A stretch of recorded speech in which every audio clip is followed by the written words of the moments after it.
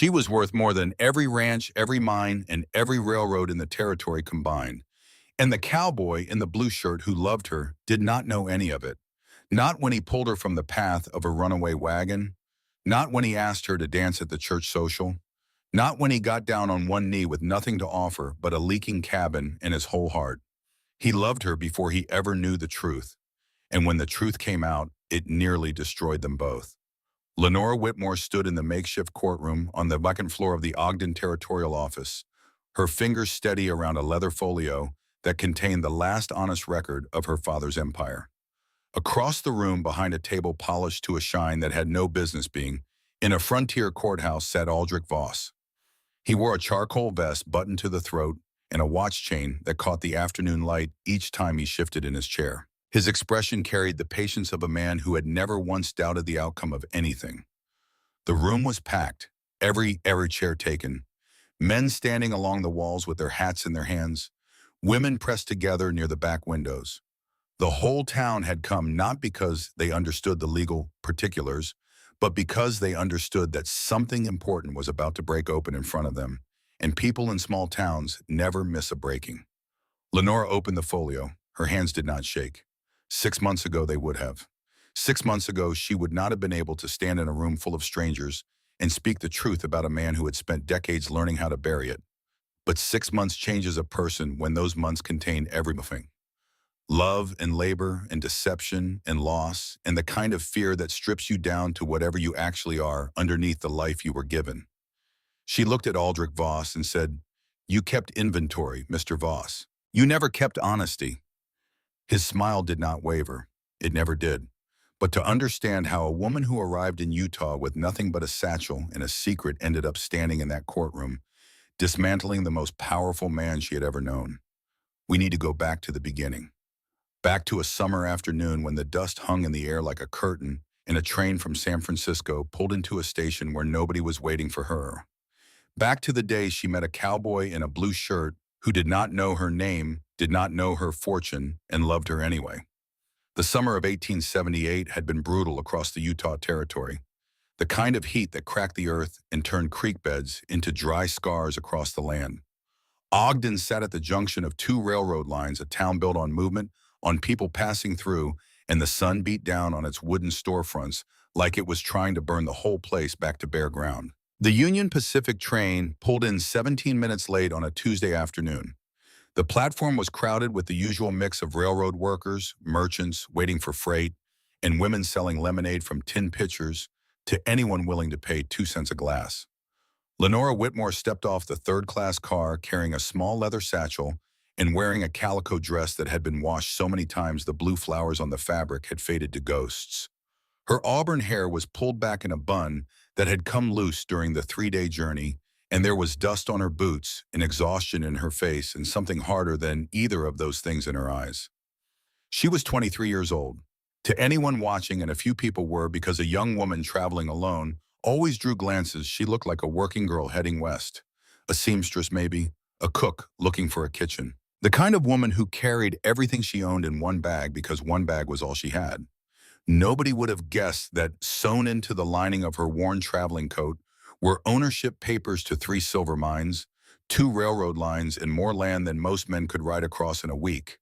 Nobody would have guessed that the woman squinting against the harsh Utah sun was one of the wealthiest people in the Western Territories, man or woman, and that she had walked away from all of it because wealth, she had learned, was just another kind of cage. Her father had built the fortune. Edgar Whitmore, a man who started with a single dry goods store in Sacramento and turned it into an empire of mines and rails and real estate that stretched from California to Colorado. He was not a gentle man, but he was a fair one, and he loved his daughter with the kind of quiet ferocity that men of his generation rarely showed but always felt. He taught her numbers. He taught her contracts. He taught her to read a balance sheet the way other fathers taught their daughters to read scripture. When he died of a heart attack 6 months before Lenora stepped off that train, the world she knew collapsed overnight. The memory came to her sometimes without warning. A flash, a hand on a desk.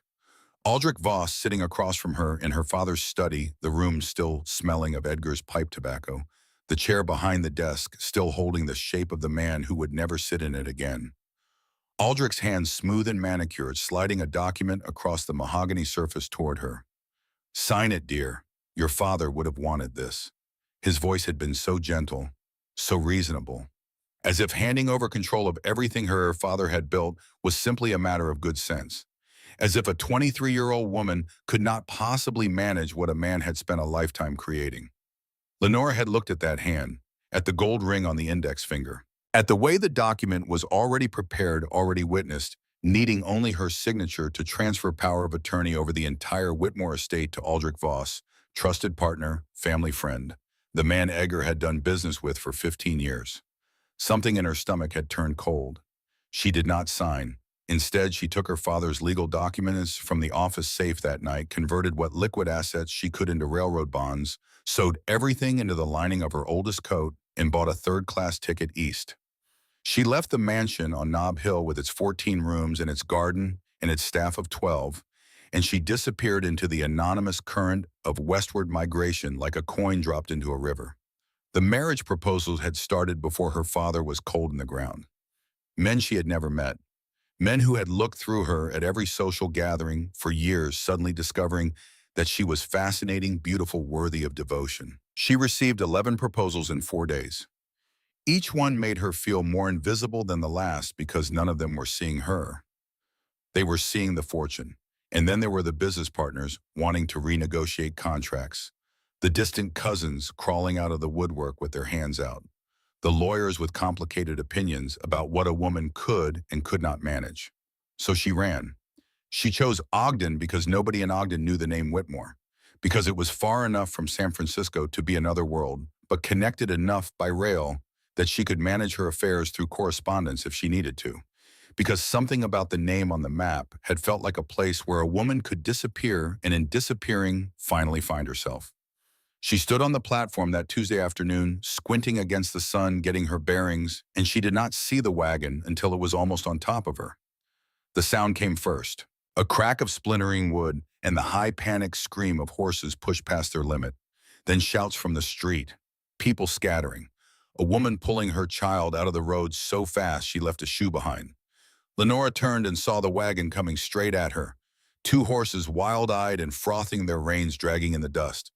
The wagon behind them loaded with lumber that shifted and groaned with every bounce over the rutted road. The driver's seat was empty. The whole rig was a runaway 2,000 pounds of wood and iron and panicked animal bearing down on the platform at full speed. She should have moved. Her mind told her legs to move, but the connection between thought and action severed the way it does when the body recognizes mortal danger before the brain can process it. She stood there frozen, watching the horses come, and in that stretched-out moment, she saw the foam at their mouths and the whites of their rolling eyes and something painted on the side of the wagon. Letters, a name. But there was no time to read it, no time to think. No time for anything except the terrible certainty that she was about to die on a train platform in a town where nobody knew her real name. Something hit her from the side. Not the wagon. Something alive. A solid wall of muscle and momentum that wrapped around her and took them both off their feet. They rolled twice in the dust, tangled together, and came to rest against the side of the general store, just as the wagon thundered past, so close that the displaced air pulled at her hair. She lay there gasping, tasting dirt, her heart slamming against her ribs like it was trying to get out. "You hurt."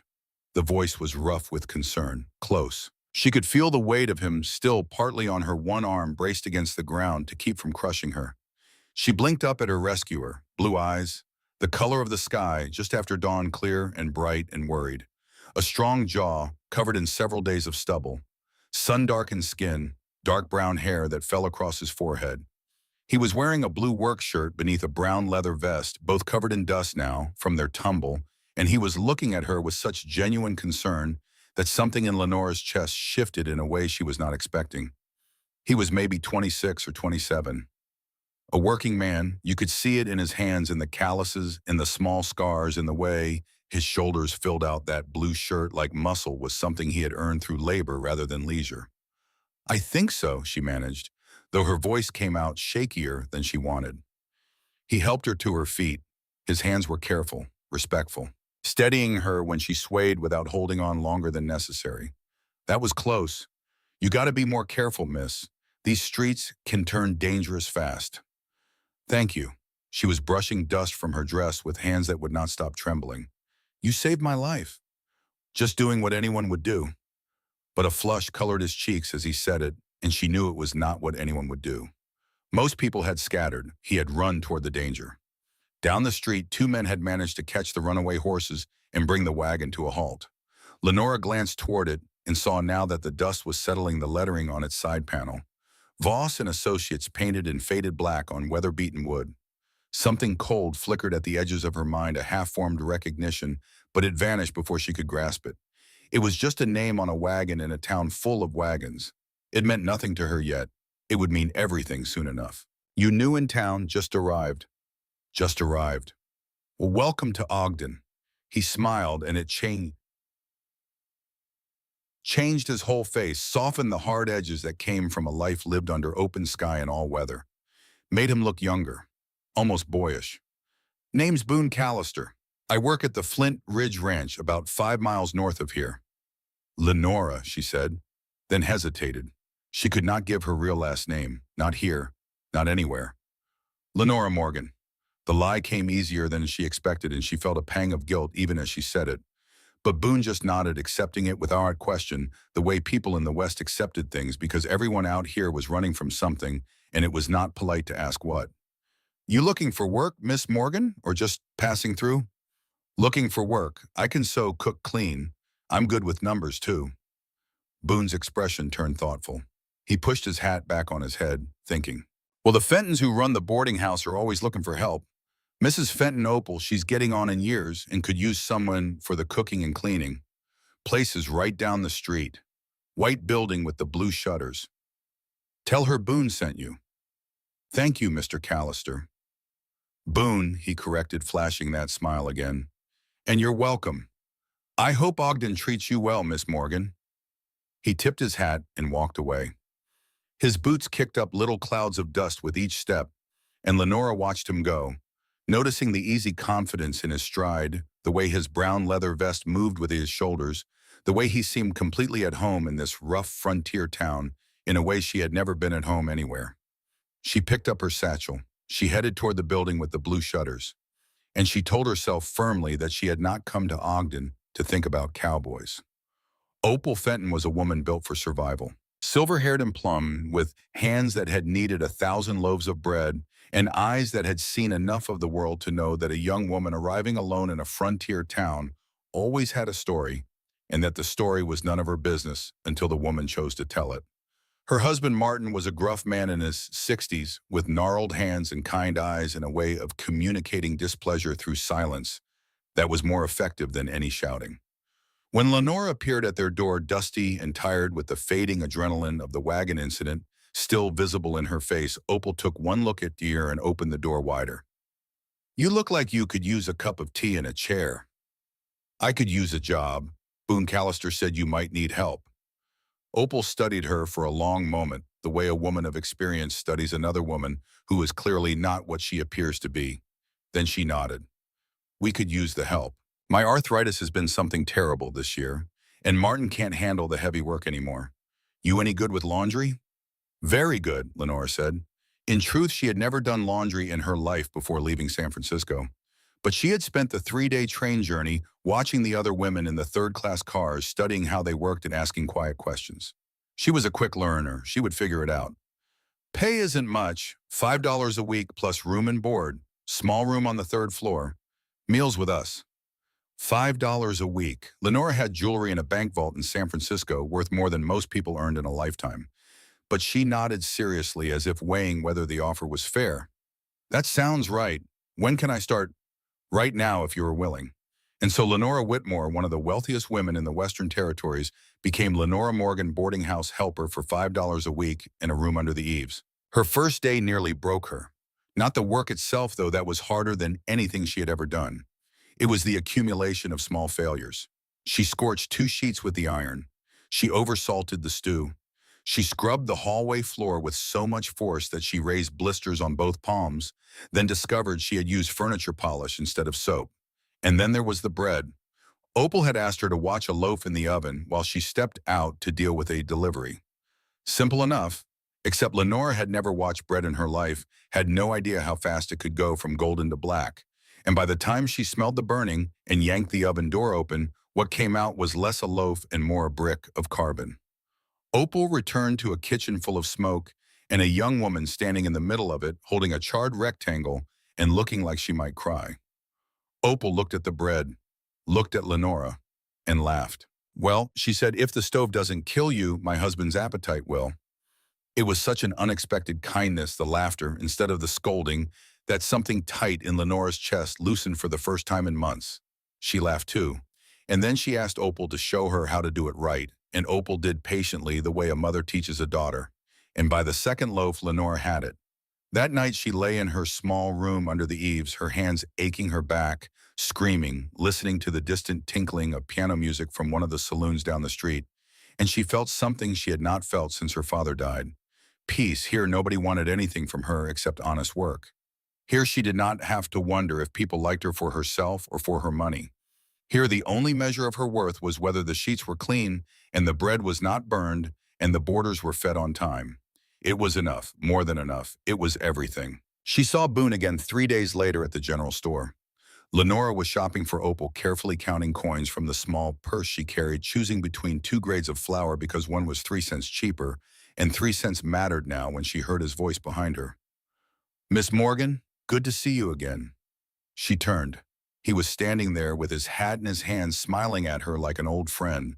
He looked different from the day they met, freshly shaved, his dark hair still damp, like he had recently put his head under a pump. He wore the same blue work shirt beneath the same brown leather vest, but both were brushed clean of trail dust, and there was something almost nervous in the way he stood there, shifting his weight from one boot to the other.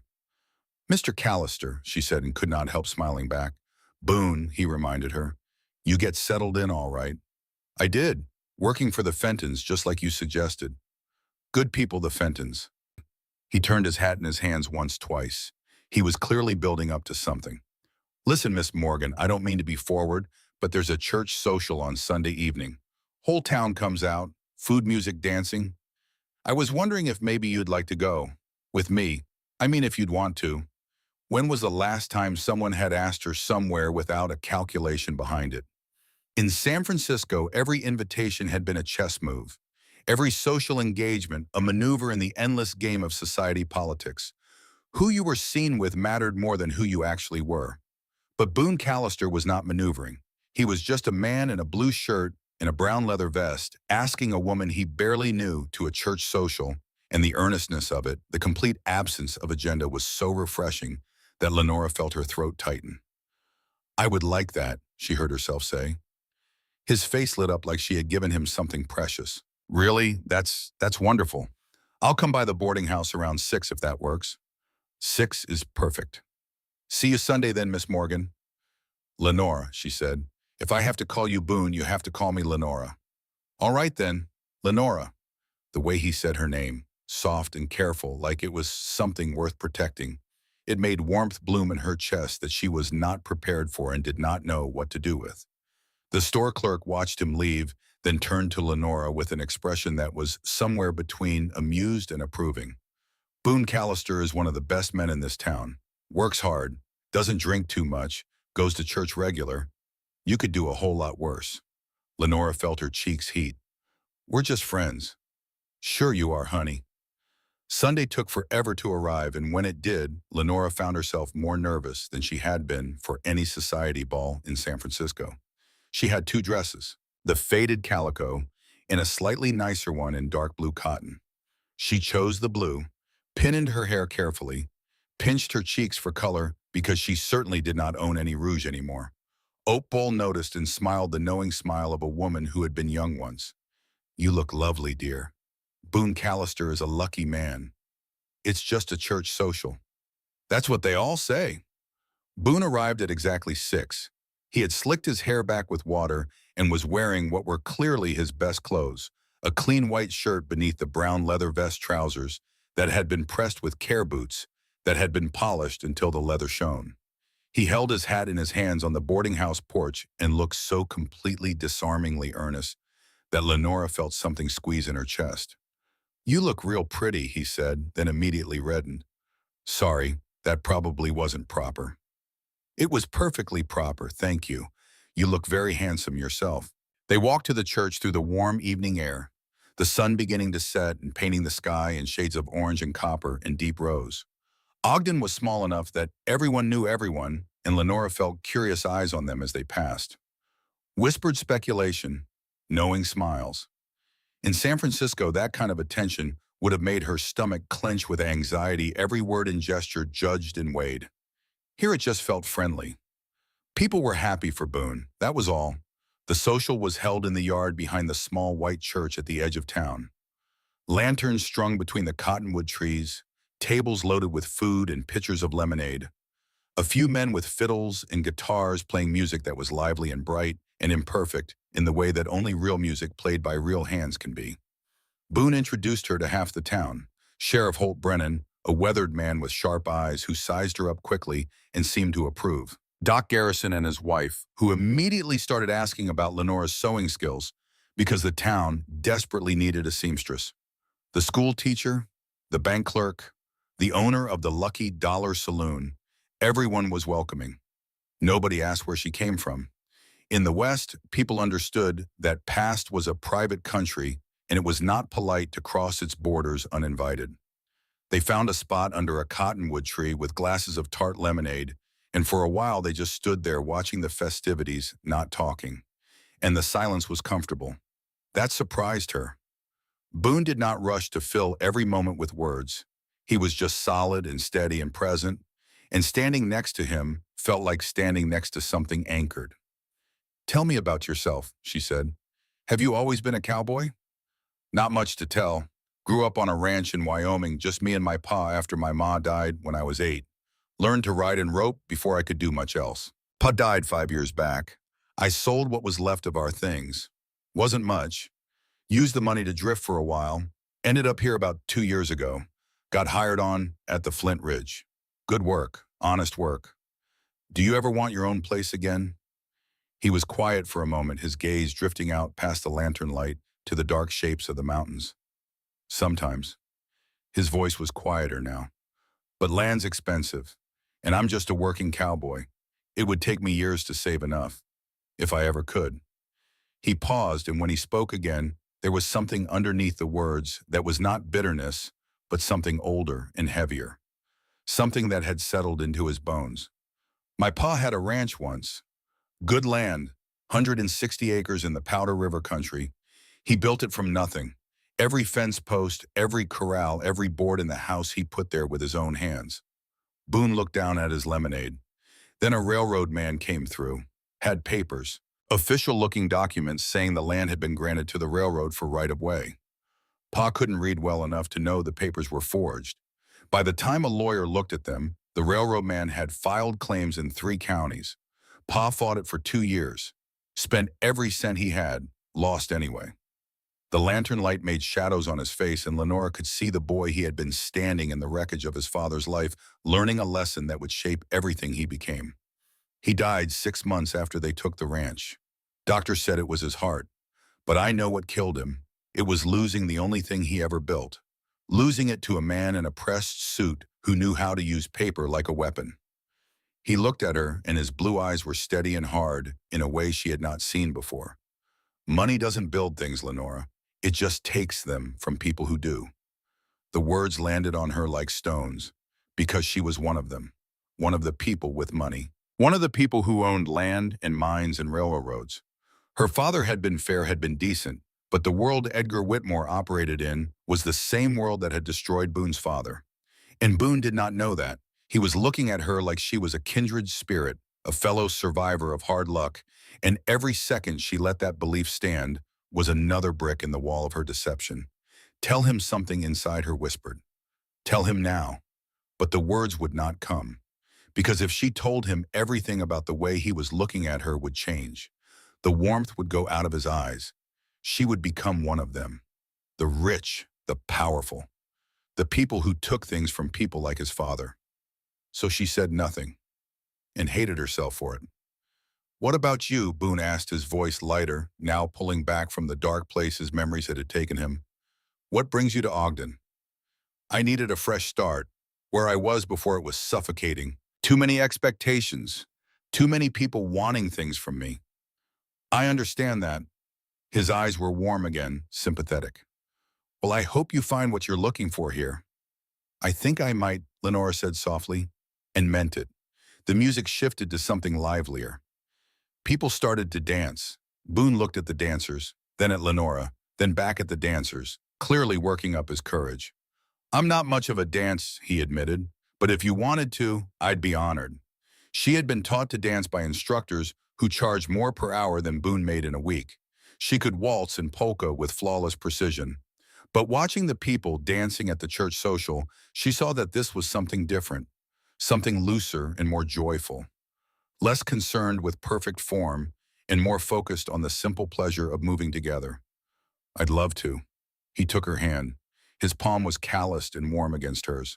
He led her into the dancing area and immediately proved that he had been telling the truth about his abilities. He was clumsy. He stepped on her toes twice in the first minute. He held her with the careful awkwardness of someone afraid of breaking something precious. But there was something so endearing about his concentration. The way he bit his lip when trying to remember the steps. The way he apologized for every misstep with such genuine distress. "You're doing fine," she told him, laughing when he nearly tripped over his own feet. "I'm making a complete fool of myself. Maybe a little, but it's charming." They danced 3 more songs. By the last one, he had relaxed enough to actually enjoy himself, and they were both flushed and breathless and smiling in a way that neither of them had smiled in a long time. He walked her back through the quiet streets. Their shoulders bumped occasionally.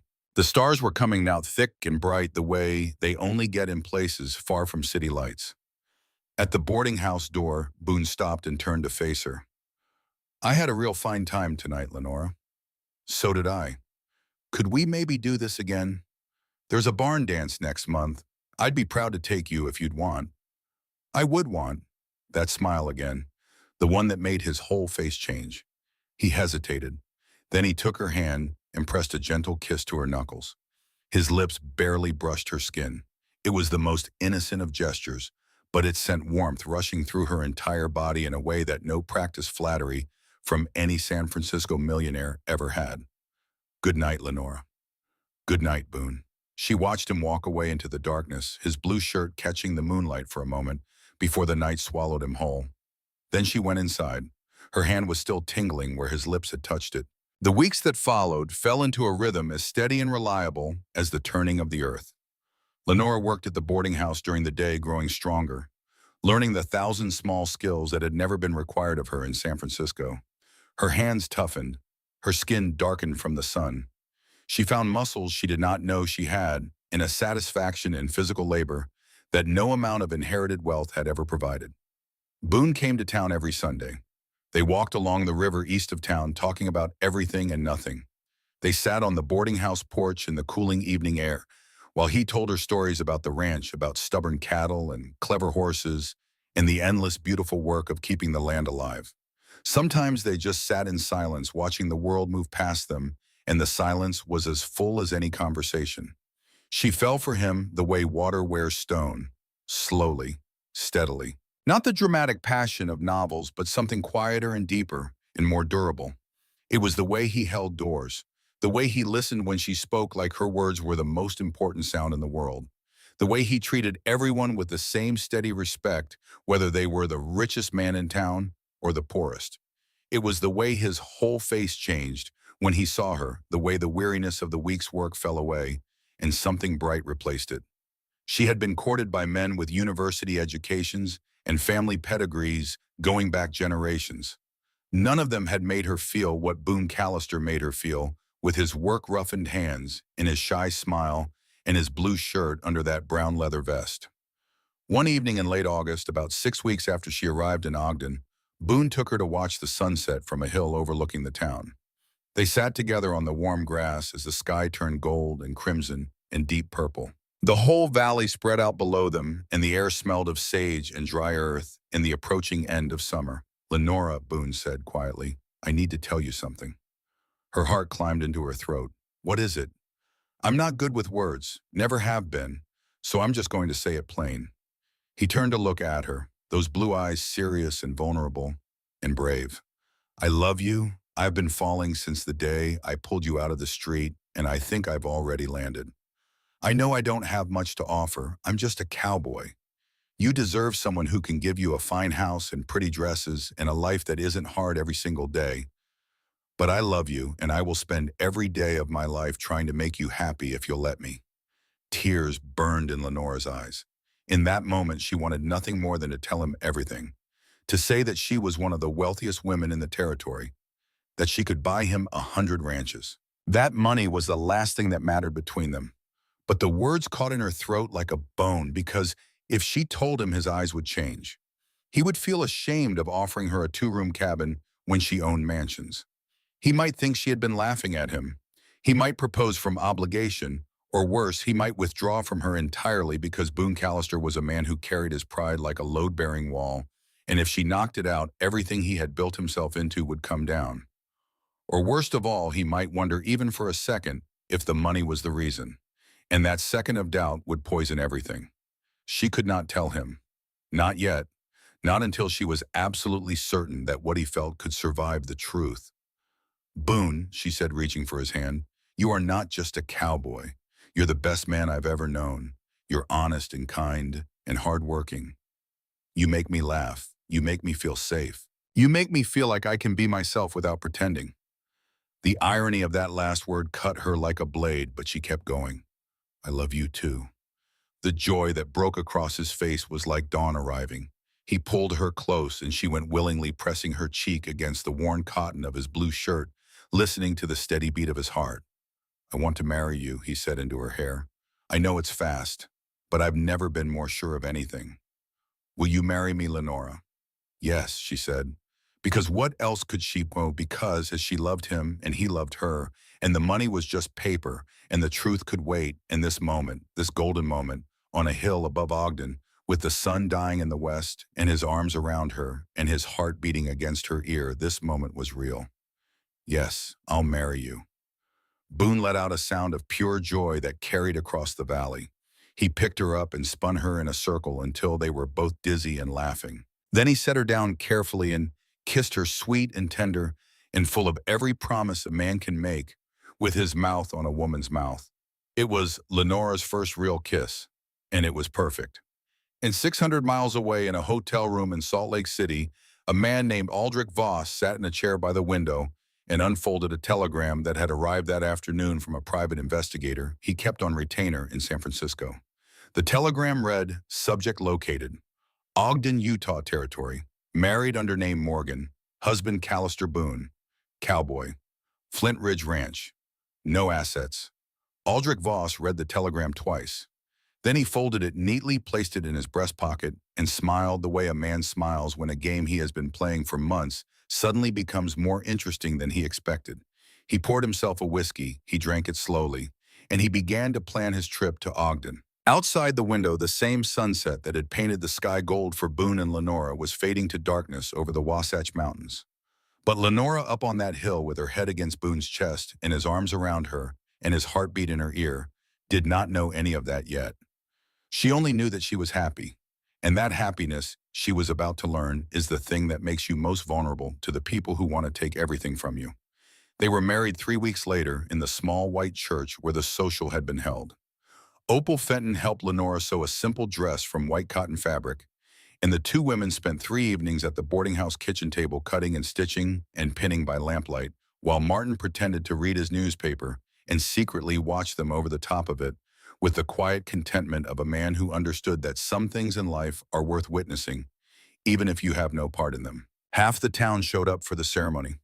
Lenora wore wildflowers in her auburn hair because wildflowers were what Ogden had to offer, and they were more beautiful to her than any hothouse arrangement she had ever received in San Francisco. Boone wore his best clothes, the white shirt and the brown leather vest brushed clean, his boots polished, his dark hair combed back with water, in a kind of concentrated effort that made Lenora's heart ache with tenderness. When they stood before the minister and said their vows, there were tears in both their eyes. Lenora Morgan became Lenora Callister, and if anyone noticed that she never mentioned where she came from or who her family was, they were too polite to say so. In Ogden, you were who you were today. Yesterday was your own business. The cabin Boone had arranged sat at the edge of the Flint Ridge Ranch property, a solid hour's ride from town. It was smaller than he had described, which was saying something because he had not described it generously. The main room served as kitchen and dining room and sitting room all at once. The bedroom was barely wide enough for a narrow bed and a chest of drawers that had to be positioned at an angle to fit. The lean-to kitchen had a cast-iron stove that smoked when the wind came from the north, which in Utah was most of the time. The whole structure leaned slightly to the left as if it had grown tired of standing straight and decided to rest against the wind. When it rained, there was a leak in the bedroom ceiling that required the strategic placement of a tin bucket. The rhythm of water hitting metal became a kind of music in the nights that followed, and years later Lenore would hear rain on a roof and think of that cabin and feel a warmth in her chest that had nothing to do with temperature. It was the happiest she had ever been. She gave up her job at the boarding house because the distance made the daily ride impractical, and because Boone, though he never said it in so many words, wanted her close. She spent her days learning to be a ranch wife, which turned out to be harder than being a boarding house helper by a considerable margin. She learned to cook on the smoking stove, learned to wash clothes in a tub outside scrubbing against a washboard until her knuckles bled and then healed and then bled again before finally toughening into something that could take the work. She learned to tend a small vegetable garden, to tell the difference between a weed and a seedling, to preserve food for the coming winter in glass jars that she sealed with wax and lined up on the shelf like soldiers. Her hands, which had only just begun to toughen at the boarding house, developed real calluses. Her back ached constantly. She discovered muscles in her shoulders and forearms that she had never known existed, and she used them every day until they stopped protesting and started performing. And then Boone would come home at sunset, riding in from the range on his sorrel mare, his blue shirt dark with sweat dust in his hair and exhaustion in his shoulders, and his face would change the moment he saw her standing on the porch. The tiredness would fall away. Something bright would replace it. He would swing down from the saddle and kiss her like she was the bestest thing that had happened to him that day and every day, and she would think about the 14-room mansion sitting empty on Nob Hill in San Francisco and feel nothing for it at all. They ate simple dinners at their small table, beans and cornbread and whatever the garden offered. Boone would tell her about his day, about a fence line that needed mending, or a calf born in the north pasture, or the way the light hit the mountains in the early morning when the world was still and cold and perfect. And Lenore would listen and mend his shirts and feel the kind of peace that she had been searching for her entire life without knowing what to call it. At night, they would curl together in the narrow bed, and Boone would hold her close and say things in her hair that he would never say in daylight, because he was a man who found words easier in the dark. And Lenore would lie there listening to his breathing slow into sleep and think about how absurd it was that she owned silver mines and railroad shares and thousands of acres of western land. And here she was in a leaking cabin with a man who thought $5 was a meaningful sum, and she would not have traded a single moment of it for everything she had left behind. But the guilt gnawed. It came at her in the quiet moments. When Boone apologized for not being able to afford a new dress for her. When he counted coins carefully at the general store, calculating what they could afford this week and what would have to wait. When he talked about someday, maybe if the ranch did well enough, building her a proper house with a kitchen that did not smoke and a roof that did not leak. She could have solved every one of those problems with a single letter to her banker in San Francisco. She could have bought the entire ranch and the town around it. But she said nothing, and each day the silence grew heavier, and she told herself she would tell him tomorrow, next week, when the time was right. The time was never right. The memory of San Francisco came to her, sometimes in fragments. Not the good parts, not the mansion or the gardens, or the sound of her father's voice reading to her in the evenings. What came back was the aftermath, the days following the funeral. She would be kneading bread or hanging laundry, and suddenly she would be back in that house, standing in the parlor in her black dress, receiving condolences from a people who were already calculating what her father's death meant for their portfolios. The worst was the parade of suitors. They came within days, before the flowers on Edgar's grave had wilted. Men in fine suits with rehearsed speeches about how they had always admired her, how they wanted nothing more than to protect her. One man, a shipping magnate twice her age, had actually said the words, Your father promised me your hand. He had not. Edgar Whitmore had never promised his daughter to anyone because he believed she was capable of choosing her own life. But standing in that parlor surrounded by men who looked at her and saw a bank account in a black dress, Lenora had understood something with terrible clarity. She would never know in that world whether anyone saw her at all. So she had packed one satchel, sewed every document that mattered into the lining of her oldest coat, bought a third-class ticket, and walked out of the mansion at 4 in the morning past the sleeping staff, past the garden, where her father had taught her the names of roses, past the iron gate that closed behind her with a sound like a period at the end of a sentence. She did not look back. And now she was here in a cabin in Utah, married to a cowboy who thought she was a working girl from nowhere in particular, and the distance between who she was and who she was pretending to be grew wider every day. The first frost came in late October. November brought cold that Lenora had never experienced, a dry, bitter cold that turned the air into something sharp enough to cut skin. She learned to bank the stove at night, to pile quilts on the bed, to wear 2 pairs of stockings inside her boots. On a gray Tuesday in the second week of November, she rode into town for supplies. The general store was busy with people stocking up for winter, and Lenora moved through the aisles with her list, counting coins, selecting carefully. She had gotten good at this, at living within the boundaries of what a cowboy's wife could afford. There was an honesty to it that she had come to respect. She was reaching for a tin of coffee on the top shelf when a voice behind her turned her blood to ice. "Miss Whitmore!" She did not move. Her hand stayed on the tin. Her body went rigid the way a deer goes rigid when it catches the scent of something that wants to kill it. "Miss Whitmore, or should I say Mrs. Callister?" She turned. Aldrich Voss stood 3 feet away.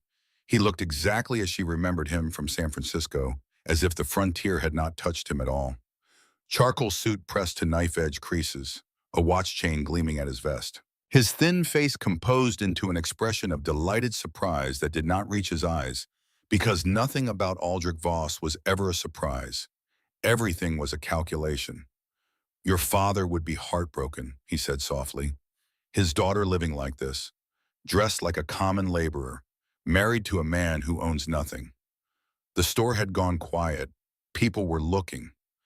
"I think you have me confused with someone else," Lenora said. Her voice was steady, but her hands were not. She set the tin down carefully so he would not see them shake. "No, no. I would know that face anywhere. Edgar's daughter. I watched you grow up."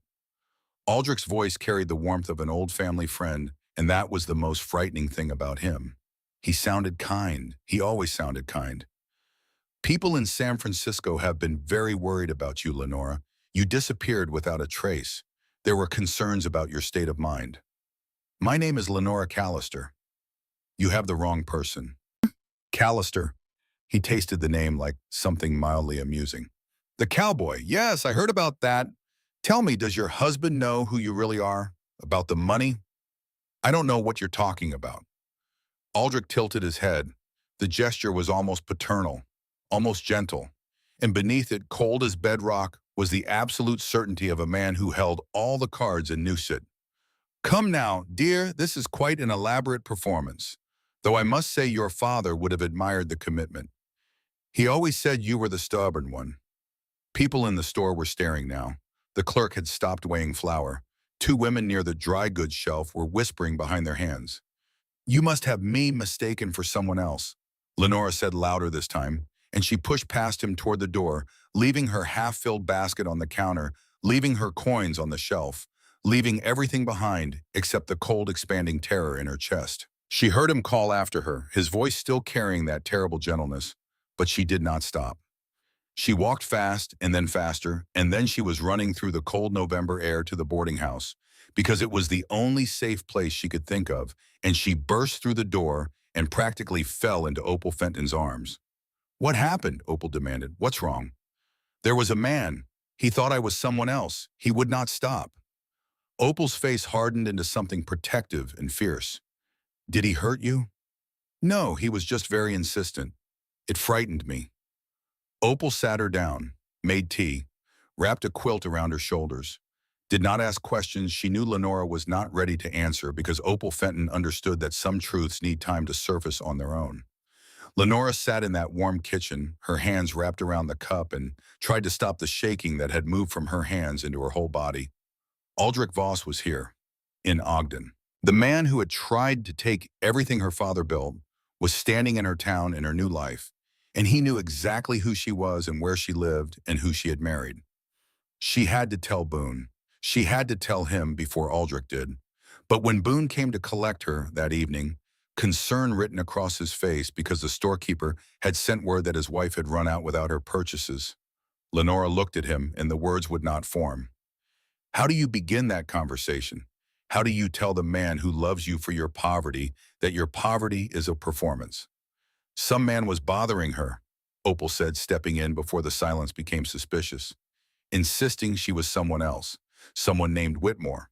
Poor thing was shaken up. Boone's face changed, not angry yet, something harder, protective. He upset you. It was a misunderstanding, Lenora said quickly. He thought I was someone he knew. If he comes near you again, you tell me. Boone's jaw was set in a way she had rarely seen. The easygoing cowboy was gone. In his place was something older, something forged by loss and hardened by the kind of life that teaches you to defend what is yours because no one else will. Nobody frightens my wife. That night in bed, Boone's arm around her waist, Lenora stared at the ceiling of their small bedroom and tried to find the words. The darkness should have made it easier. Boone always found words easier in the dark. But the sentences she composed in her head kept falling apart before they reached her mouth, and the silence stretched and hardened into something she could not break through, and finally exhaustion pulled her under, and she slept without speaking. She woke to find Boone already gone. A note on the table in his careful, unpracticed handwriting. Gone to the north pasture. Home by dark. Love you. Lenora folded the note and put it in her pocket and felt the weight of her deception like a stone tied around her neck. While Lenora slept that night in the leaking cabin, Aldrich Voss sat in the best room at the Ogden Hotel and composed a letter by lamplight. His handwriting was precise, elegant, the handwriting of a man who understood that documents were weapons and penmanship was the art of making weapons look civilized. The letter was addressed to a law firm in Salt Lake City. It detailed in language both measured and devastating his concerns about the mental fitness of one Lenora Whitmore, daughter of the late Edgar Whitmore, sole heir to the Whitmore estate. It described her flight from San Francisco, her assumption of a false identity, her marriage to an indigent ranch hand under that false identity. It recommended in the gentlest possible terms that the court appoint a conservator to manage the Whitmore holdings until such time as Miss Whitmore could be evaluated by competent medical authority. The conservator he recommended, of course, was himself. He sealed the letter, set it aside, poured himself a whiskey. Then he composed a second letter, this one to a land agent in Ogden, inquiring about available properties in the area surrounding the Flint Ridge Ranch. The Whitmore estate included a silver claim that bordered Flint Ridge to the north. If that claim could be combined with the grazing land around it, the result would be control of the most direct route for the railroad spur that 3 mining companies were desperate to build. Aldrich Voss had not come to Ogden just to find Lenora. He had come to build something, and building for a man like Aldrich always began with taking. He drank his whiskey, he watched the dark window, and he planned. Aldrich did not let it go. Lenora had known he would not, but knowing a thing and living through it are different experiences entirely. Over the next 2 weeks, he made inquiries around town. Lenora heard about it from Opal, who heard it from the storekeeper, who heard it from the bank clerk. Voss was asking questions about Lenora Callister, where she came from, whether she had money, who her people were. He was especially interested in Boone and the nature of his work at the Flint Ridge. The talk started. Speculation moved through Ogden, the way weather moves through a valley, invisible and everywhere at once. Some people thought Lenora was running from a bad situation. Others thought she had witnessed something terrible and was hiding for her safety. A few guessed closer to the truth, though not close enough, and the theories grew more elaborate with each retelling until Lenora's past had become a kind of community fiction that everyone contributed to and no one could verify. Then Aldrich Voss did what Aldrich Voss always did. He stopped waiting and took the direct approach. It was a Thursday afternoon in early December when the stranger in the charcoal suit rode out to the Flint Ridge Ranch and asked to see Boone Callister.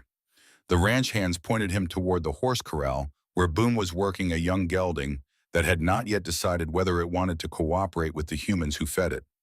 Boone saw him coming across the yard. He did not know the man, but he recognized the type. The pressed suit, the careful walk of someone whose boots had never been worn for labor. The kind of man who did not belong on a working ranch and knew it and did not care. "Mr. Callister," Aldrich said, extending a hand as if they were meeting in a San Francisco drawing room rather than a dirt corral in the Utah cold. "My name is Aldrich Voss. I wonder if I might have a moment of your time." Boone did not take the hand. He leaned against the fence rail and waited. The gelding behind him snorted and moved away. "I will be direct," Aldrich said, and his voice carried that warmth, that terrible, practiced warmth that sounded so much like concern. "I am here about your wife." Boone's eyes hardened. "You're the man who upset her at the store. I understand how that must have looked, and I apologize for any distress. But I fear my concern was justified, Mr. Callister, and I feel an obligation to share with you what I know." He paused the way a man pauses when he is about to deliver a blow and wants you to feel it coming. "Your wife's name is not Lenora Morgan. Her name is Lenora Whitmore. She is the daughter of Edgar Whitmore, who until his death was one of the wealthiest men in the Western Territories. She is the sole heir to his estate, silver mines, railroad shares, real estate holdings across 3 states, a fortune that conservatively exceeds several $1,000,000. The wind moved through the corral. The gelding pawed at the frozen ground. Somewhere behind the barn, one of the ranch dogs barked at nothing. Boone did not move. His face did not change. But his hands, which had been resting loosely on the fence rail, slowly tightened until the knuckles went white. "I am telling you this," Aldrich continued, his voice softening into something that could almost pass for sympathy, "because I was a close friend of her father's. I watched Lenora grow up, and when she disappeared from San Francisco 6 months ago, I was deeply worried about her. A young woman grieving suddenly in possession of an enormous fortune, fleeing to the frontier under an assumed name. You must understand my concern." "What exactly is your concern, Mr. Voss?" "That she is not well, that her judgment has been compromised by grief, that she may have been taken advantage of by individuals who do not have her best interests at heart." The implication hung in the cold air between them like breath made visible. "You're saying someone took advantage of her," Boone said quietly. "You're saying that someone is me, ma'am. I am saying that a man should know who he married. I trust you will draw your own conclusions." Aldrich tipped his hat, the gesture of a gentleman departing a social call, and walked back to his horse. He mounted with the practiced ease of a man who rode for transportation rather than purpose, and as he turned the horse toward town, he looked back over his shoulder. "If you ever wish to discuss your wife's situation, Mr. Callister, I am staying at the Ogden Hotel.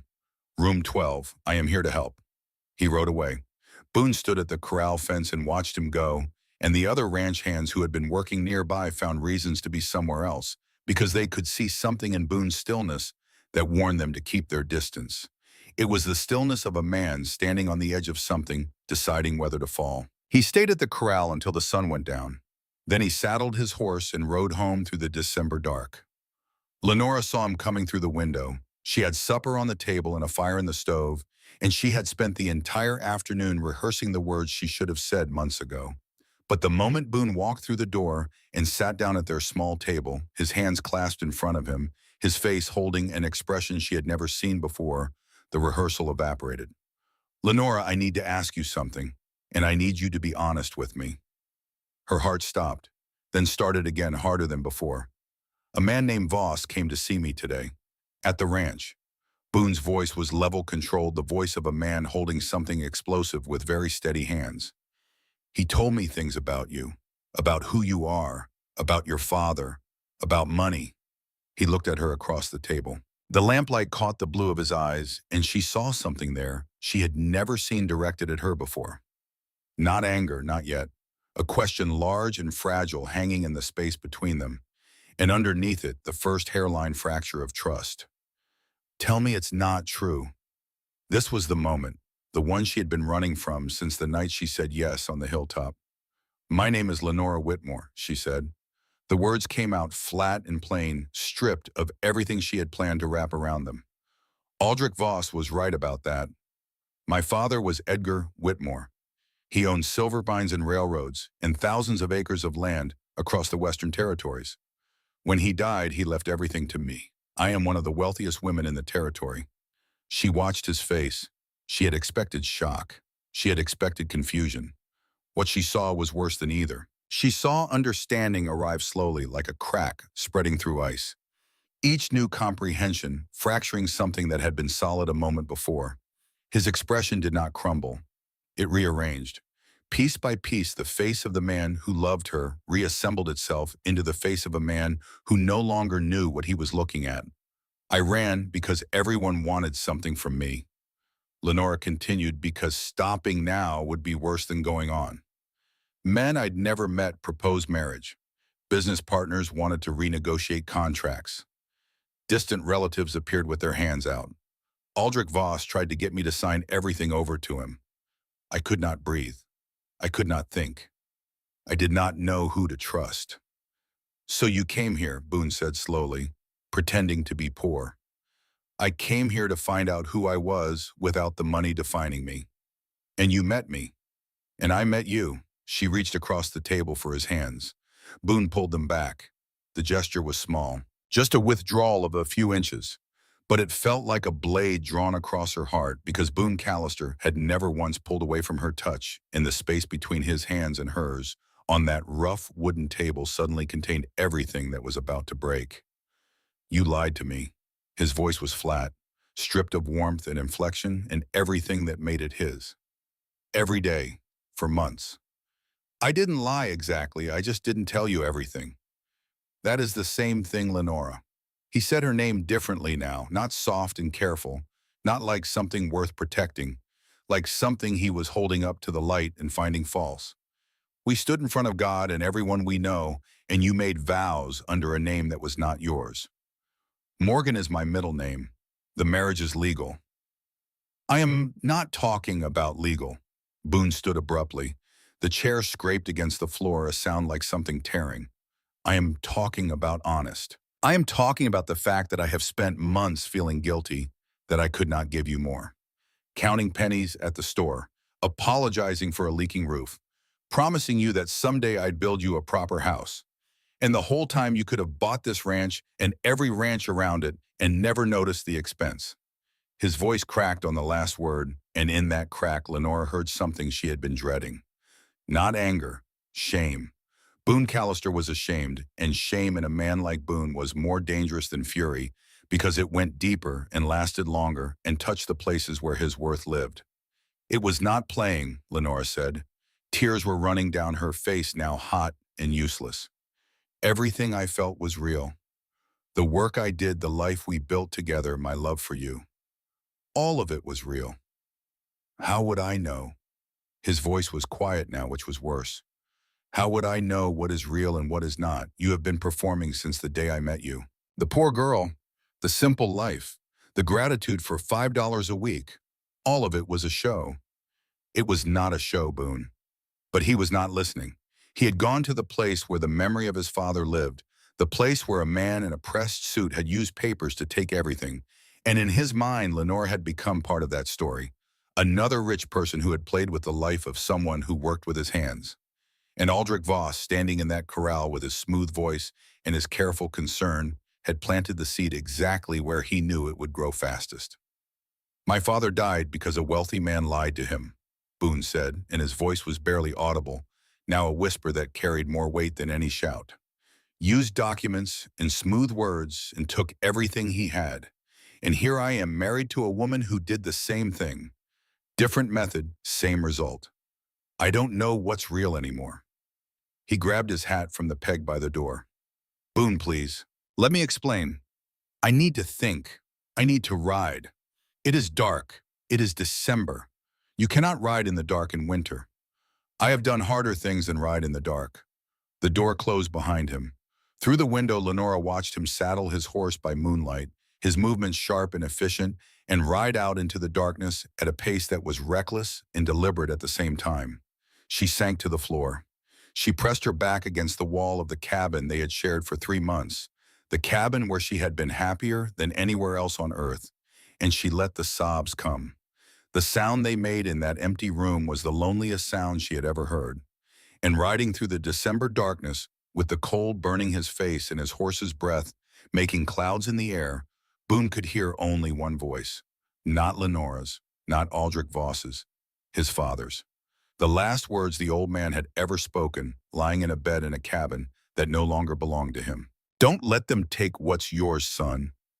Those words had shaped Boone for 5 years. They had made him hard and careful and resistant to everything. And now they were the only thing he could hear because the woman he had given everything to had turned out to be exactly the kind of person his father had warned him about. Or so it seemed in the frozen darkness when the hurt was too big to see around. He rode until the horse would not go further. Then he stopped and stood in the middle of the frozen landscape with his hands at his sides and his breath coming in ragged clouds and the stars above him cold and indifferent and impossibly far away. He slept in the bunkhouse at the Flint Ridge that night. The other hands did not ask questions. They could see it on him the way animals can see a wound, and they gave him space the way decent men give space to another man's pain. He did not come back to the cabin. 3 days, 4, a week. Opal Fenton came for Lenore on the second morning, finding her sleepless and hollow-eyed and unable to eat, and brought her back to the boarding house without discussion. You cannot sit out there alone waiting for a man to decide whether he loves you enough, Opal said, and her voice was firm even though her eyes were gentle. If he has any sense, he knows where to find you. The gossip was everywhere now. Someone had put the pieces together, confirmed what Aldrich Voss had been saying. Lenora Callister was Lenora Whitmore, the Whitmore heiress, one of the richest women in the territory, living among them as a $5 a week boarding house helper. Some people were sympathetic. They understood the need to escape the weight of a fortune. Others felt deceived, angry that she had pretended to be something she was not. A few appeared at the boarding house with business proposals and investment pitches. Opal chased them off with language that would have scandalized the church ladies. A letter arrived from San Francisco, then 2 more. Lawyers and accountants demanding attention. Lenora dealt with them, mechanically managing her empire through correspondence, but her heart was not in any of it. All she could think about was Boone. Then a 4th letter arrived, and this one changed everything. It was from her father's attorney, a man named Aldridge Pruitt, and it informed her that one Aldrich Voss had filed a petition with the territorial court in Salt Lake City seeking emergency conservatorship over the Whitmore estate.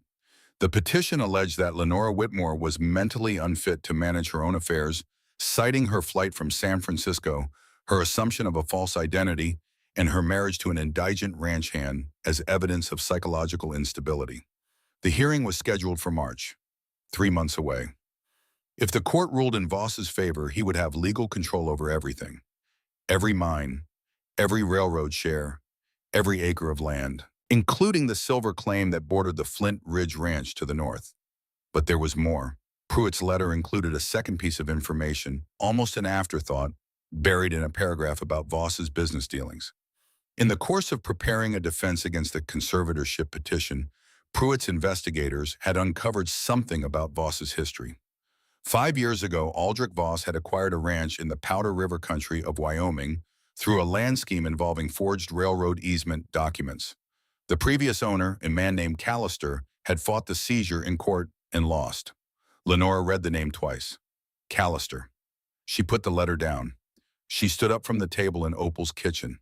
She walked to the window and looked out at the gray December sky and felt the pieces of 2 broken stories click together in her chest with a force that took her breath away. The man who had tried to steal her father's empire was the same man who had stolen Boone's father's ranch.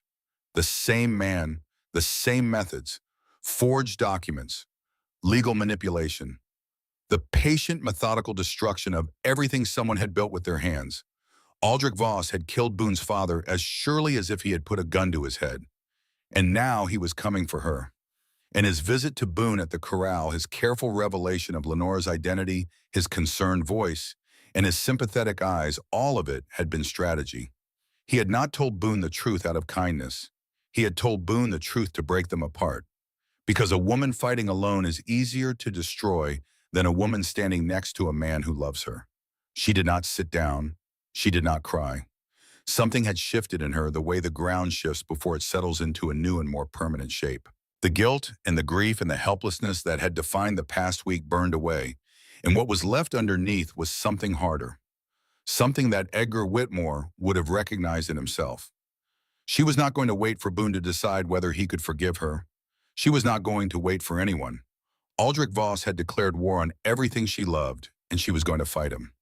She sat back down at the table and began to write. Letters to Pruitt with instructions for assembling evidence of document forgery. Letters to the county clerk requesting records of Voss's land purchases around Flint Ridge. A letter to the Railroad Commission questioning the legitimacy of easement claims filed by Voss and Associates over the past decade. She worked through the night. Opal brought her coffee and sandwiches and did not ask what she was doing because the look on Lenora's face was not the look of a woman who needed questions. It was the look of a woman who had found her war. Over the following days, Lenora built her case the way her father had taught her to build anything methodically, thoroughly, with every number checked and every assumption challenged. She went to see Sheriff Holt Brennan and laid out what she knew about Voss's petition. Brennan listened with the careful attention of a man who had spent 30 years separating truth from performance, and when she finished, he leaned back in his chair and said, "That is a serious accusation, Mrs. Callister. You have evidence. I am building it, and I will need your help. You will have it. If what you are telling me is true, Aldrich Voss has been operating a fraud across multiple territories for years. That is not a civil matter. That is criminal." She went to see Gideon Tate at the Flint Ridge. The ranch owner listened to her with the bluff directness of a man who preferred action to deliberation. When she told him that Voss was buying land around his ranch, that the silver claim to the north was the key to a railroad route that would make or break the property's future, Gideon's face went very still. "How do you know all this?" "Because the silver claim is mine. It is part of my father's estate. And Aldrich Voss is trying to take it from me the same way he has taken from others." Gideon studied her for a long moment. "Does Boone know about any of this?" "Boone is not speaking to me. I noticed. He has been working himself into the ground. Not eating, drinking more than I have ever seen him drink. The other men are worried." Lenora felt the sharp, familiar pain of his name, but she kept her voice level. "I need to stop Voss before the March hearing. I can do it without Boone. But if Voss succeeds, it is not just my fortune that disappears. He will own the land around this ranch. He will control the railroad route. Flint Ridge will be surrounded." Gideon's jaw tightened. "What do you need from me?" "Records, any documents Voss or his agents have filed regarding land purchases in this area, and testimony when the time comes about his activities here." "You will have it." She walked out of Gideon's office into the cold afternoon air and saw Boone at the far end of the corral. He was leaning against the fence, his blue shirt visible beneath the brown leather vest, his hat pulled low, watching a horse that did not need watching. He looked thinner than she remembered, hollowed out, like something essential had been removed from him, and the structure that remained was not sure it could hold. Their eyes met across the distance. He did not wave. He did not look away. He just stood there, a man caught between the love he could not stop feeling and the betrayal he could not stop believing, and the space between them was only 50 yards, but it might as well have been the whole territory. Lenora turned and walked to her horse and rode back to town without looking back, because looking back would break her, and she could not afford to break. Not now, not with Aldrich Voss circling and the clock counting down to March, and everything she loved hanging in a balance that she alone was going to have to tip. That evening, Opal came to her room and sat on the edge of the bed. "I went to see Boone today," Opal said quietly. Lenora looked up from her correspondence. "You did what?" "I told him the truth, not about your feelings. Those are yours to share. I told him about Voss, about the petition, about the land purchases, about how Voss came to him at the corral on purpose, not out of concern, but to drive a wedge between you. Opal, you should not have. Maybe not, but that boy needed to hear it from someone he trusts, because he is too stubborn and too hurt to hear it from you right now." "What did he say?" "Nothing. He just listened. But I watched his face when I told him that Aldrich Voss is not just taking your fortune. He is taking everything within reach, Boone. Your ranch, your future, everything. And he will not stop until someone stops him. And he looked down at his hands, those rough hands of his in that blue shirt he always wears, and something changed in his face. I cannot tell you what it was, extremity, but something shifted, like a man who has been staring at the ground suddenly looking up and seeing the whole sky. Lenora closed her eyes. He will come around, Opal said firmly. That man loves you, Lenora. He loves you the way the land loves rain. He just needs to stop being angry long enough to remember it. And if he does not, then you will fight this fight alone, and you will win it anyway because you are Edgar Whitmore's daughter, and Aldrich Voss has never faced anyone like you. Opal stood. At the door, she paused. But he will come around. I would bet this boarding house on it. She left. Lenora sat alone in the lamplight, her letters spread around her like the plans for a battle that was coming, whether she was ready or not. Outside the window, December pressed its cold hands against the glass. Somewhere out at the Flint Ridge, Boone was lying in his bunk, staring at the ceiling, thinking about the same things she was thinking about. And in the best room at the Ogden Hotel, Aldrich Voss was pouring his third whiskey and reading a telegram from Salt Lake City confirming that his petition had been received and docketed. 3 months. 3 months until the hearing that would decide everything. The clock was running and Lenora Whitmore was just getting started.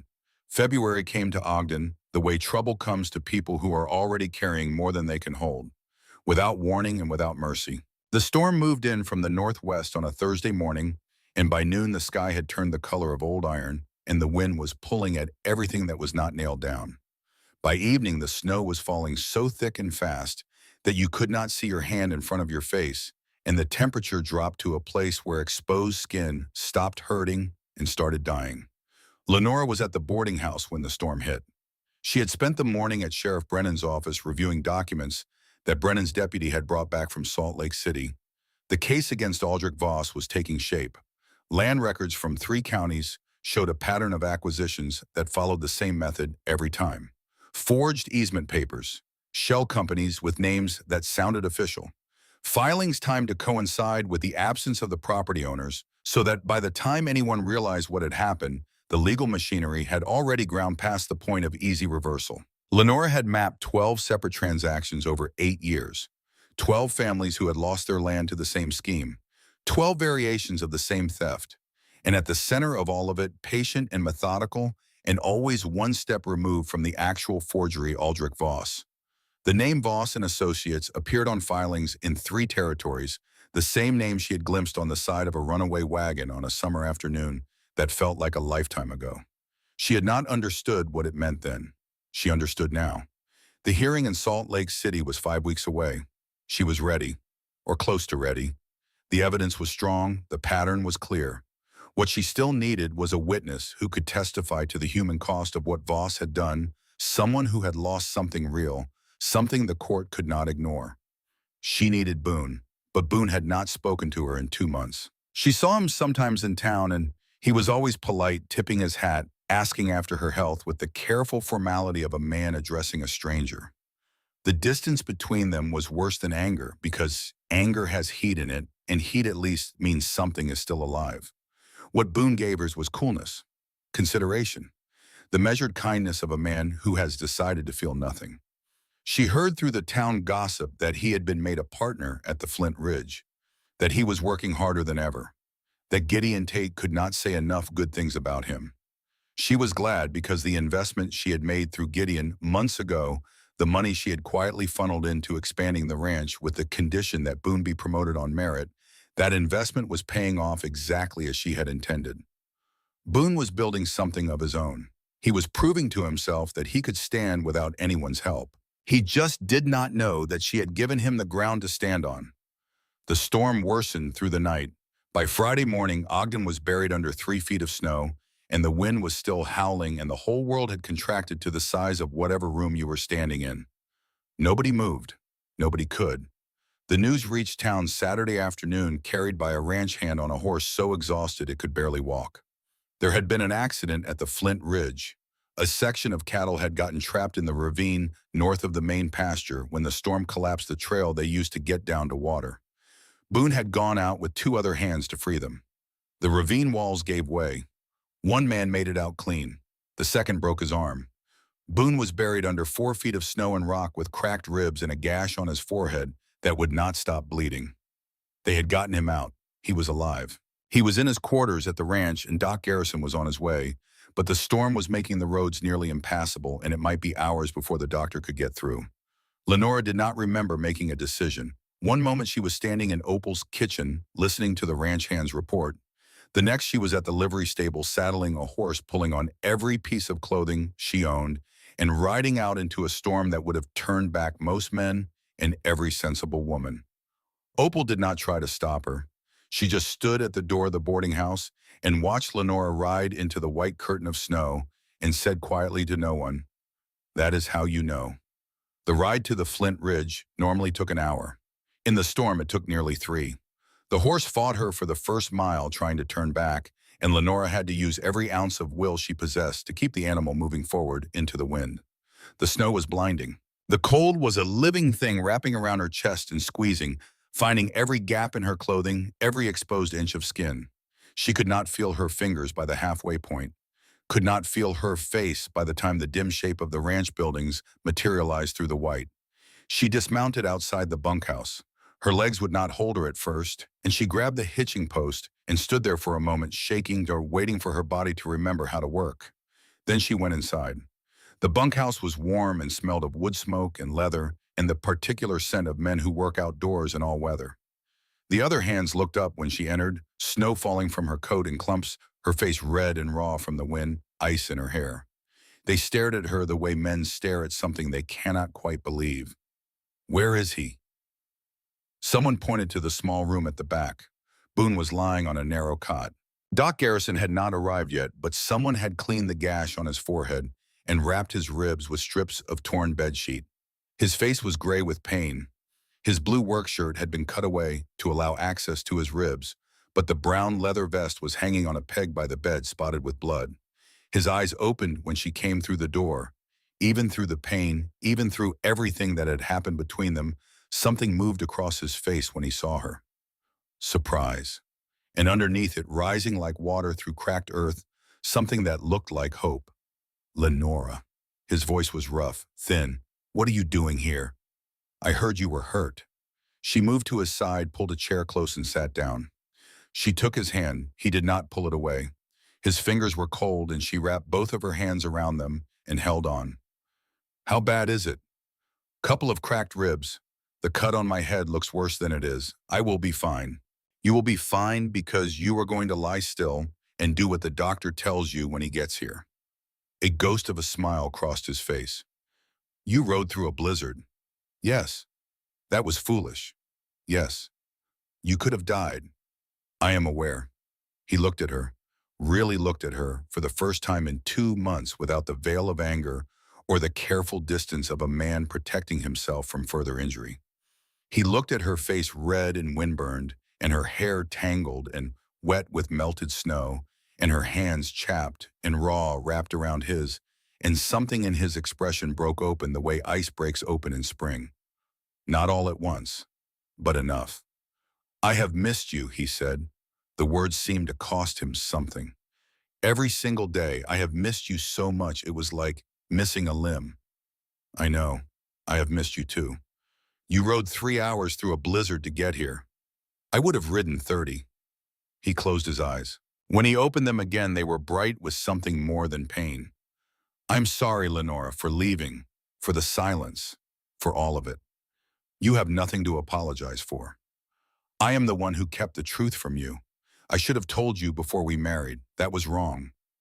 "No, and his hand tightened around hers. "I have had 2 months to think about this and nothing else, and I understand now why you did it. You were protecting yourself. You had spent months being hunted by people who wanted your money, not you. You needed to know that someone could love you for yourself. I understand that. I do. But I should have trusted you enough to tell you. Maybe, but I should have trusted you enough to listen when you tried to explain. Instead, I made it about my pride, about my father, about every fear I have carried since I was 22 years old. I turned you into the enemy because it was easier than siding with the fact that the woman I love is more complicated than I thought."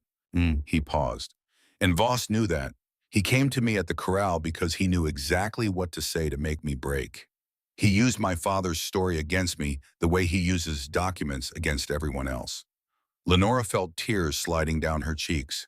The cold had numbed her face enough that she only knew they were there when they reached her jaw and fell onto their joined hands.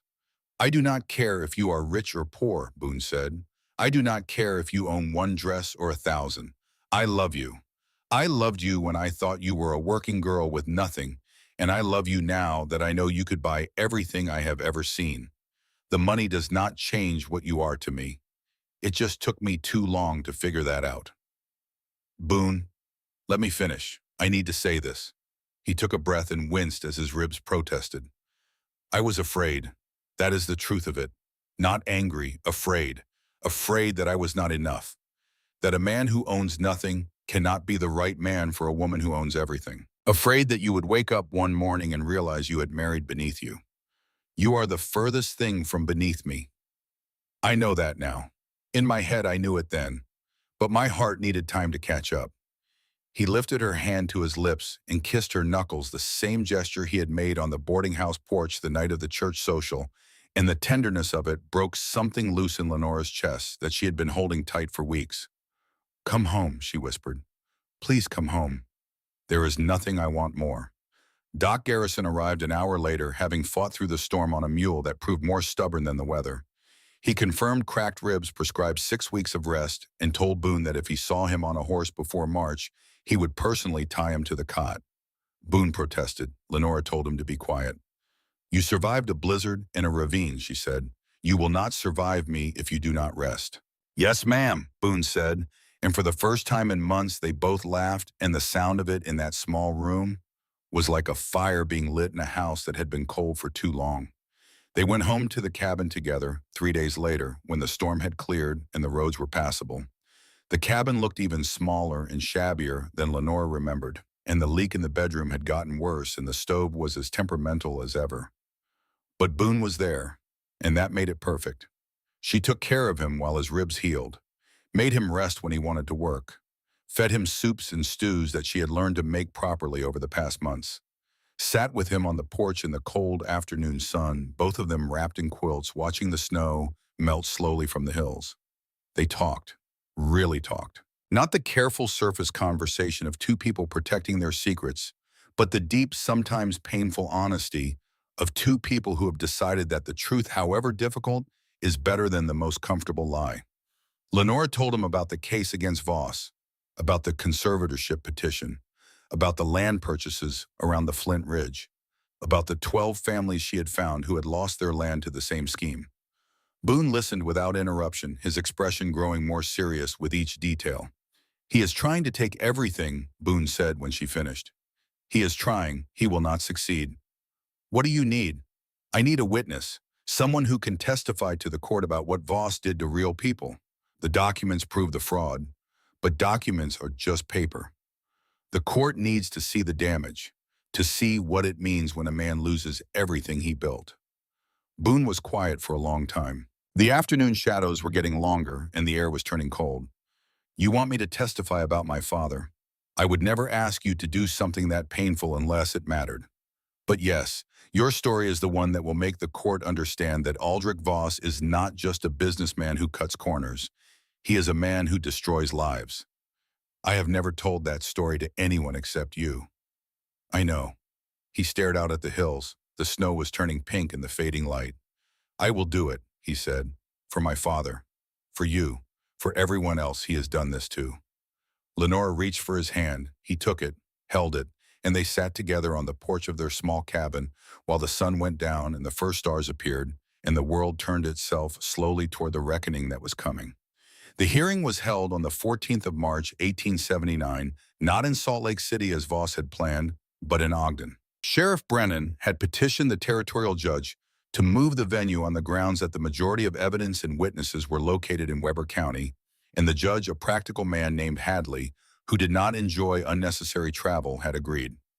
The hearing took place on the second floor of the territorial office, the same room where this story began, and by 9 in the morning every seat was taken and men were standing along the walls. Aldrich Voss arrived looking exactly as he always looked, immaculate, composed, his charcoal suit pressed to razor creases, his watch chain catching the light. He sat behind his table with a lawyer from Salt Lake City, a thin man with spectacles who organized papers with the efficiency of someone who had done this many times before and expected to do it many times again. Lenora sat at the opposite table with Aldrich Pruitt, her father's attorney, who had traveled from San Francisco specifically for this hearing. Pruitt was a small man with white hair and sharp eyes, who had spent 30 years navigating the legal complexities of Western mining and railroad law, and was not easily impressed or easily intimidated. The courtroom settled. Judge Hadley called for order. Voss's lawyer presented first. The petition was straightforward. Lenora Whitmore had fled San Francisco under suspicious circumstances. She had assumed a false identity. She had married a man of no means under that identity. These actions, the lawyer argued, demonstrated a pattern of irrational behavior consistent with mental unfitness to manage a large and complex estate. The responsible course of action was to appoint a conservator until a full medical evaluation could be conducted. It was clean, professional, delivered without emotion. And if you did not know the man behind it, if you did not know what Aldrich Voss actually wanted and why it might have sounded reasonable, then it was Lenora's turn. She stood. The room went quiet in the way a room goes quiet when everyone in it senses that something important is about to happen.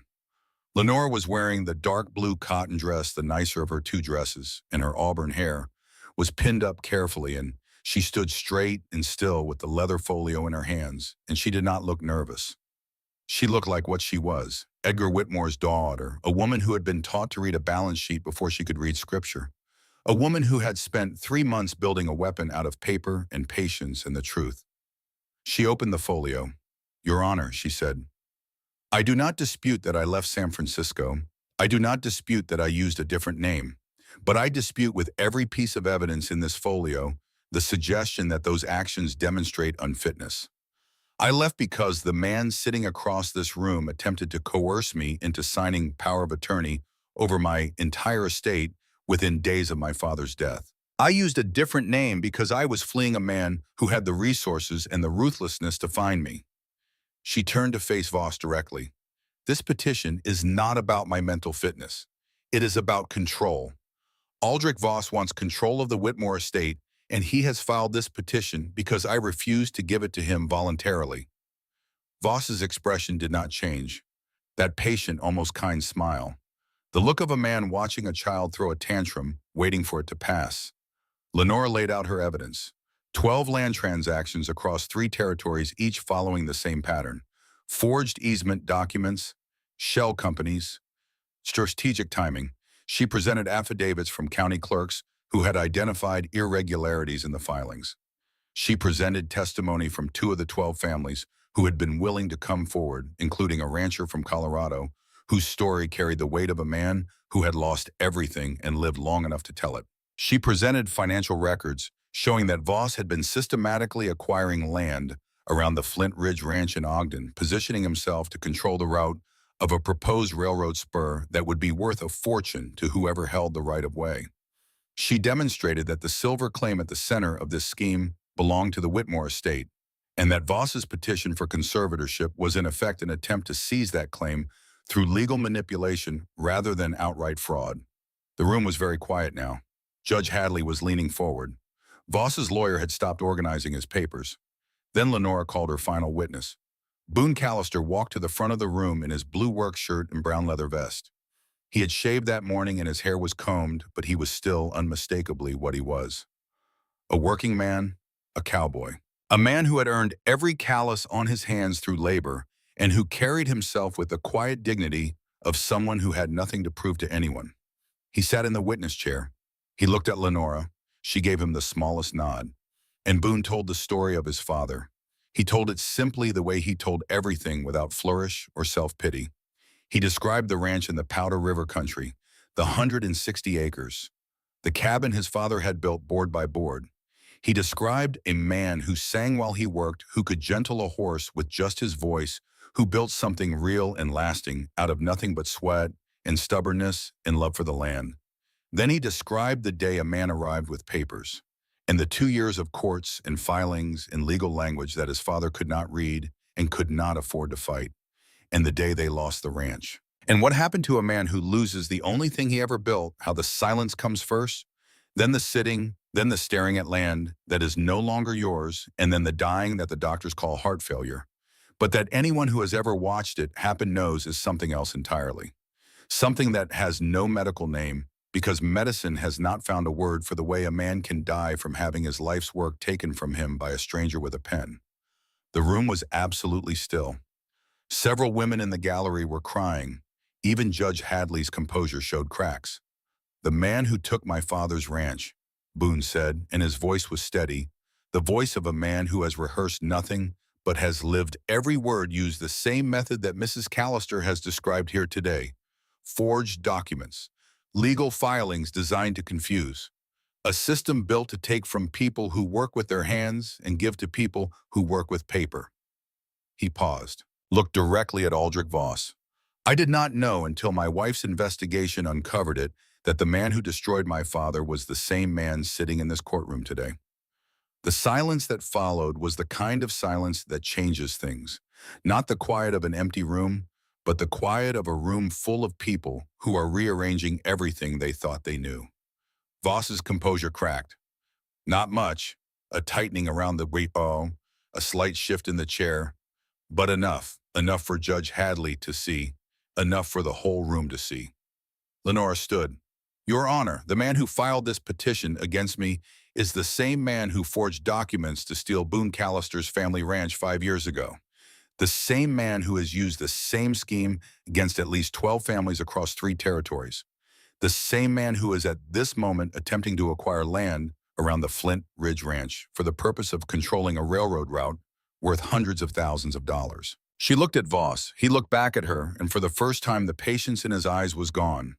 What replaced it was something cold and furious, and beneath that, something she had not expected. Fear. "You kept inventory, Mr. Voss," Lenora said. "You never kept honesty, and today your inventory runs out." Judge Hadley dismissed the conservatorship petition from the bench.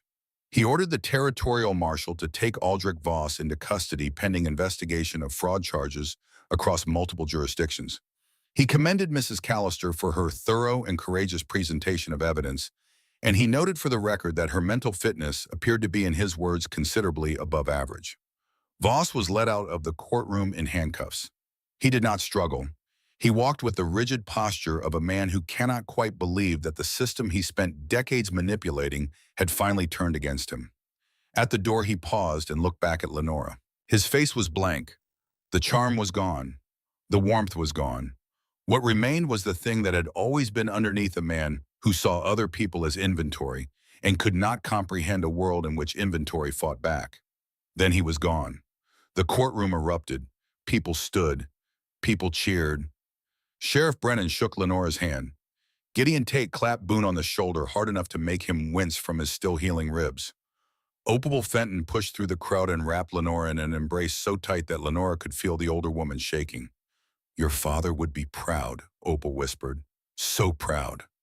Lenora held her, and finally, standing in that crowded room with the sound of justice settling around her like dust after a storm, she let herself cry.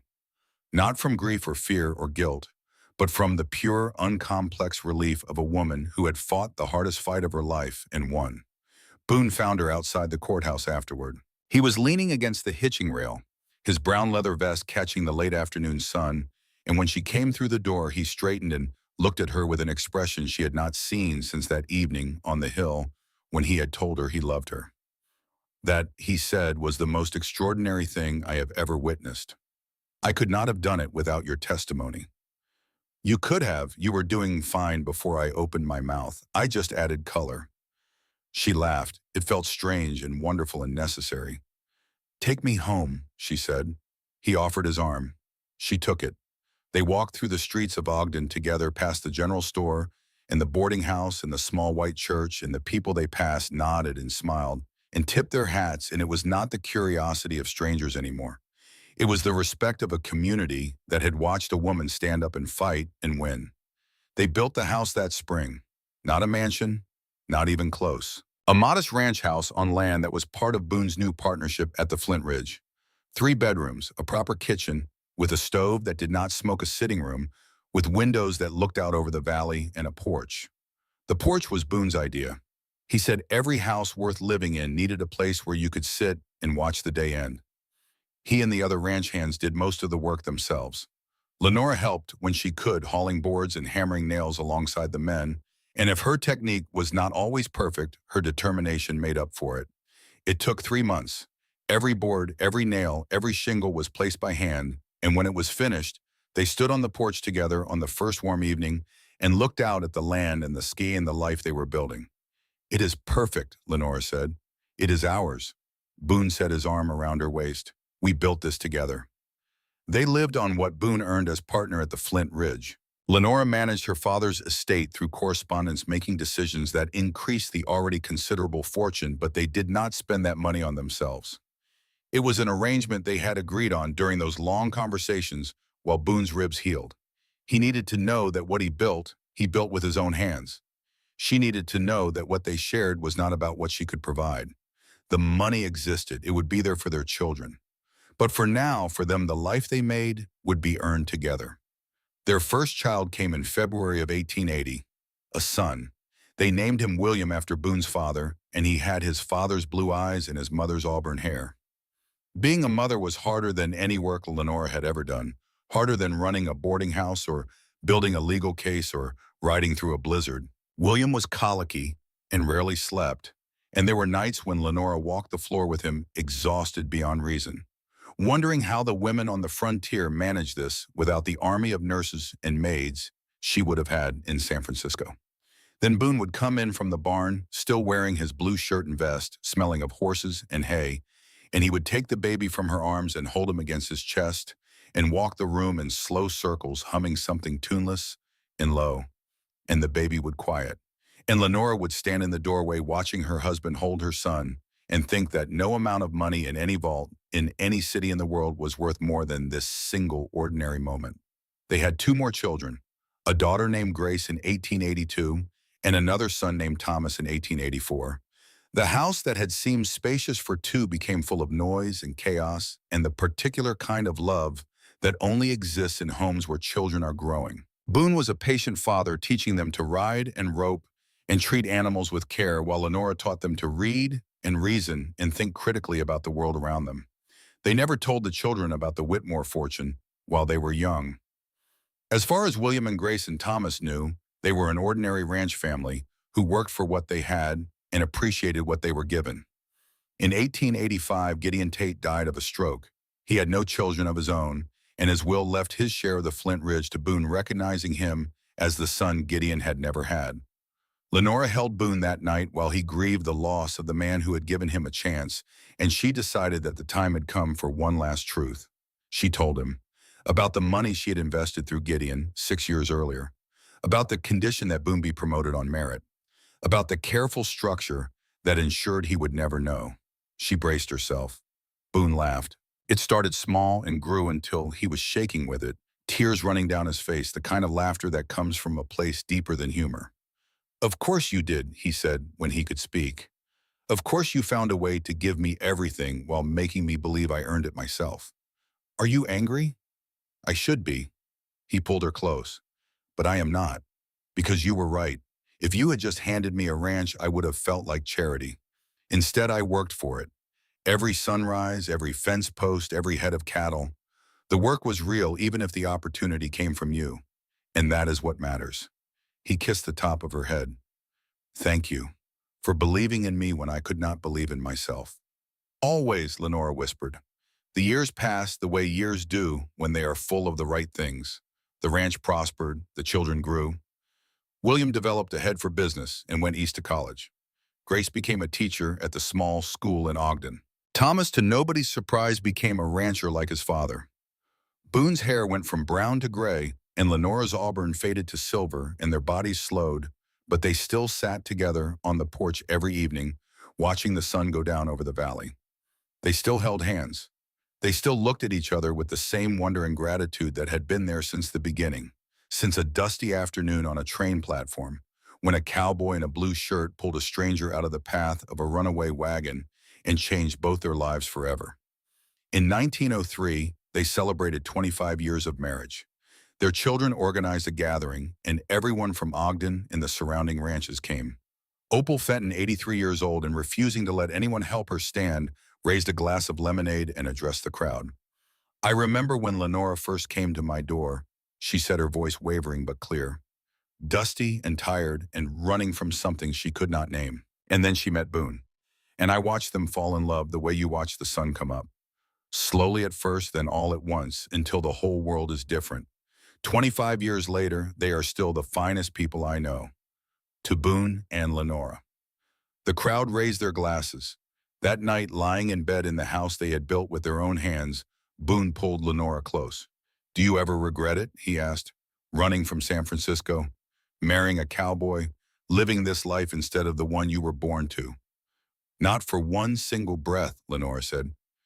"You gave me something I never had before, the freedom to be myself. You loved me before you knew about the money, and that is a gift beyond any price." "I would love you no matter what," Boone said. "Rich, poor, everything in between. You are the best thing that ever happened to me. And you are the best thing that ever happened to me." Boone Callister died peacefully in his sleep on a spring morning in 1923 at the age of 72. He was wearing his old blue work shirt because he had never stopped being a man who dressed for work even when the work was done. Lenora held his hand and whispered that she loved him and felt the exact moment when his grip loosened and the steady heart that had kept time with hers for 45 years went quiet. She lived 5 more years without him. She was surrounded by children and grandchildren who adored her, and she managed the Whitmore fortune with the same sharp intelligence her father had taught her, directing most of it toward schools and hospitals across the western states. But there was a stillness in her that had not been there before, the stillness of a woman waiting to go home. She died in her own bed in 1928 at the age of 73, with William holding one hand and Grace holding the other. Her last words were spoken so softly that Grace had to lean close to hear them. "Tell your father I am coming." They buried her next to Boone on the hill overlooking the ranch beneath a cottonwood tree where they had sat together so many times watching the sun paint the valley in gold. The headstone was simple, just their names and dates and one line at the bottom. She was the wealthiest woman in the territory. He loved her before he ever knew that. The Flint Ridge Ranch still operates today, run by Callister descendants who learned from Boone that hard work and honest dealing are worth more than any fortune. The Whitmore Foundation still funds schools and hospitals across the West, carrying forward the legacy of a man who built an empire and a daughter who used it to build something better. And on the hill under the cottonwood tree, 2 headstones stand side by side, weathered by more than a century of sun and wind and snow. Visitors sometimes stop there, drawn by the inscription, and they wonder about the people buried beneath. Who was the wealthy woman? Who was the cowboy who loved her? What kind of life they must have lived to earn those words on stone? The answers are in the land itself, in the ranch that still runs, in the foundation that still serves, in the family that still gathers and tells the story of how their great-great-grandmother ran away from a fortune to find herself and found instead a cowboy in a blue shirt beneath a brown leather vest who saw her clearly and loved what he saw and never once asked for anything except the chance to stand beside her. That was the real fortune, not the silver or the railroads or the land, just 2 people who chose each other every single day, through secrets and storms and silence and forgiveness, through the long, ordinary years that are not ordinary at all when you are spending them with the right person. And that, in the end, was the only wealth that mattered.